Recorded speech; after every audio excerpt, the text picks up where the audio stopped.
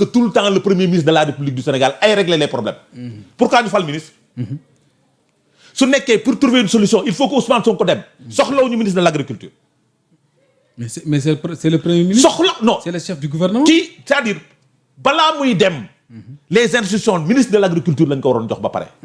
information yi mu joxe ministre de l'agriculture moom lañ ko waroon jox ba pare. parce que ministre de l'agriculture quand même li ñu bay ren nee nañ 700 000 tonnes la maintenant su état bi jëndee 450 000 tonnes ñaata yi des c'est pas 250 000 tonnes. 250 000 tonnes na ko agriculteurs yi di jaayee.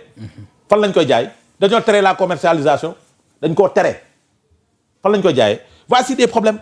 su demee foofu c'est pour apporter des solutions aux agriculteurs et les agriculteurs nekkuñu Kaolack rek. am na solo n'est-ce pas. un premier ministre devrait être un premier ministre de solution. mais pas de communication. Maintenant quand tu donnes 75 000 francs 75 milliards à la Sonacos. le problème reste entier. comment parce que 450 000 tonnes nga ko demandé mu jënd. soo ko joxee pour mu am 250 000 tonnes il faut 106 milliards nga jox ko 75 milliards le problème reste entier. gerte ga day des. gerte ga day des Saalum day des feneen ak feneen mais la solution c'est de permettre puisque état bi am na limite pour mën a jënd gerte gi yëpp mënu ko te nag kaay ma wax la y a des gens yu taxaw pour mën a jënd pour bëgg jëndee gerte gi à 500 francs yow nga ne leen ala mukk doo leen ko jënd man maay jëndee à 350 francs yaa ngi xañ baykat bi am na solo donc c'est des problèmes qui sont là moo tax ma ne la nañu nekk ci soxla askan bi te fii laa la koy xëy devant lui bés bu ñu nekkee ci soxla askan bi fii laay toog ne leen ñi ngi soxla askan bi parce que aussi loolu moo war a nekk suñu cër. Par rapport ak cette tournée là au niveau du bassin arachidier mën nañ ci xaar ay solutions vraiment. non xam nga lii rek li nga wax nii rek début de solution la. xam nga man sama problème ak opposition bu Sénégal c'est ça. bu Sonko demut ñu ni dafa waroon dem. bu demee ñu ni jarut muy dem. ministre bee waroon a dem.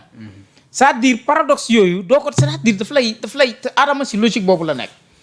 en tout cas pour man le président de la République le premier ministre Ousmane Sonko a fait un déplacement dem waxtaan ak baykat yi ut ay solution lii muy wax naan Sonacos mënu ko mais Sonacos mën lu weesu lii nga ni Sonacos. sa waay Sonacos bi ngeen fi bàyyi woon bokkul ak bii. et puis gars yi relancé nañ ko. non moo tax man la bokkul ak bii xaaral rek gis nga benn Sonacos Adama mayal nit ñi Sonacos benn dañu renforcer dañu yaatal capacité yi dañ ko gën a yokk. déedéet c'est 250 000 deuxièmement taxawal rek même ma ñëw dañu yokk capacité yi deuxièmement la ngeen fa bàyyi woon ci ay pratiques archaïques gars yi dépassé nañ ko est-ce que yaa ngi dégg.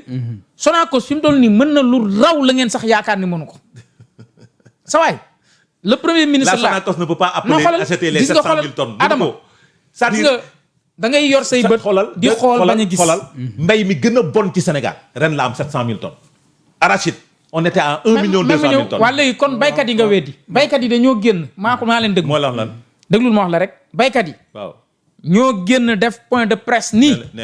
production bi ñu am nii. production ban 700 000 tonnes. waaw même ma ñëw ma naan ma 700 000 tonnes bàyyil ma wax. bàyyil ma daaneel. waaw.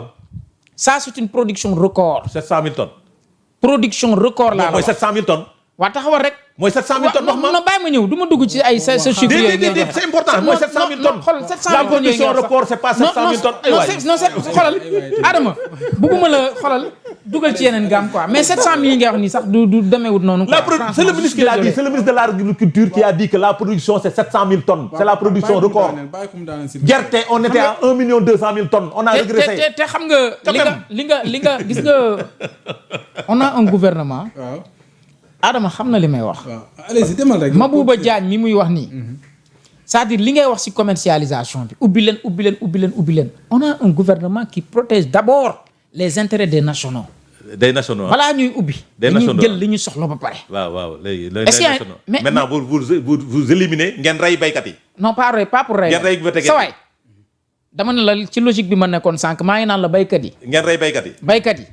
nee nañ li ñu bay li ñu am production bi ñu am nii Adama mel ni ñu waay damay laaj est-ce que yow da ngay bay Adama yow xoolal sawarul ci débat bi parce que xam na ni li muy wax ak li may wax bokkut man damay bay man am naa sama toolu gerte même ma ñëw donc mais moom est-ce que moom day bay gis nga baykat yi li baykat yi dund xam ko baykat yi nee nañ lépp luy jumtukaay bañ ko waree jot nañ ko ci temps apprécier nañ daal. apprécier nañ lépp mais commercialisation bi. foofu laa ñëw concert casserole bi moom léegi ci commercialisation bi la am. te keroog li ci Mabouba Diagne wax c'est très clair. nee na déjà jëndagum nañ plus de 62 000 tonnes jëndagum nañ ko. mais nee na baykat yi taxawal rek baykat yi nañu def ndànk. parce que dinañ jënd gerte gi mais nañu def ndànk. sur un besoin de combien. est-ce que yaa ngi dégg. merci sur un besoin de combien. L'État du Sénégal a acheté 62 000 tonnes. Allez revoir vos chiffres. J'ai dit, l'État du Sénégal a acheté 62 000 tonnes sur un besoin de combien. am na solo temps bi sax sur un besoin de combien. may ma correct sama minute yi des. ma ngay saboté 5 minutes moo ma dese jeex na presque. ñu dem ci oto yi assemblée nationale vite fait gars yi ne nañ première lot bi génn na ban analyse nga ci def. waaw oto yi de dafa andi woon coow ci biir Sénégal man nag bañu ma député bu am oto. man musuma ko bañ. man su nekkee sama bopp laay waxal. musuma ko contre. dama mus a wax ni député buy représenter le peuple. dafa war a am oto. parce que tamit nit ñi waruñoo nekk ci misérabilisme. du dëgg. maintenant nag li ma jaaxal mooy ñi bañoon oto yi ñoo andi oto. donc fekk si nañ ñu ci mettre les députés dans les conditions. ci am oto. parce que nag ñi falu nii musuñoo d'accord ci ñuy jëndal ay oto député. yii pas ay prado yu bees tàq te mérité nañ ko je dis bien les députés mérité nañ ko. mérité nañ oto bu bees mérité nañ prado yi leen jëndal mérité nañ 0 kilomètre parce que askanu Sénégal lañ fi nekkal te dañuy liggéey pour askanu Sénégal. maintenant nag marché ba na mu demee kan moo gagné oto yi peut-être ñoom dans le cadre de la transparence parce que nag fii ñoom pouvoir bi lu xewaan dañ doon bind communiqué. diw moo gagné diw moo nangam mais sur ce marché là am na ay laaj yu ñu samp ma jàpp nañ ci journaliste sur cette affaire là sur l'affaire des véhicules. Bachir Fofana jàpp nañ ko ci. ba dóor ko ci condamné ko ci. du dëgg. te tey jusqu'à présent nga bëgg wax ba tey laaj yooyu amul. ba pare laaj yi amul tontu. mooy ban prix la. c'est-à-dire ñaata lañ ko jëndee. ban entreprise moo gagné marché bi. naka la ñu jox marché bi sax xam nañ. appel à d'offres restreint la ci ban fournisseur lañ ko joxee. donc dafa am ay laaj yu sampu. c'est important maintenant quant aux voitures nag.